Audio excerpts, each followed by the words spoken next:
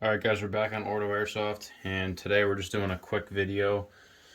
We recently picked up some ComTacs, and these are specifically the ComTac 3 by Peltor. So we immediately ran into a problem. The microphone was not working, so we would key up the PTT button, and the PTT would be connected via this cable.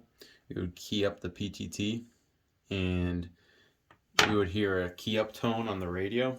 So the radio would key in, but we would not hear any voices. So when we talk into the mic, it would not work. So one thing we noticed is the ComTacs are real. We've discussed that in a previous video, but it came with this mic.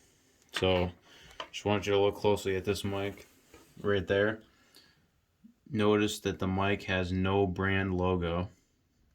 No brand logo right there. And also notice how small this microphone is.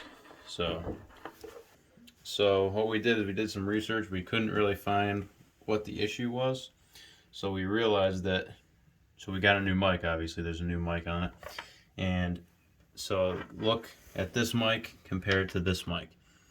As you can see, one of them has the Peltor logo. This mic is a real mic, so it's a dynamic microphone. This mic is a fake microphone made by a Chinese company.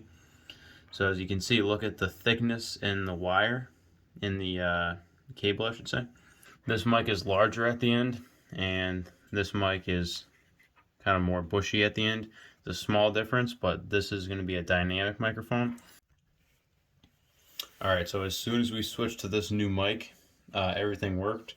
So that's one thing. If you are buying Peltor ComTacs, be careful, because a lot of these eBay sellers will put a fake microphone on there and say that it's real.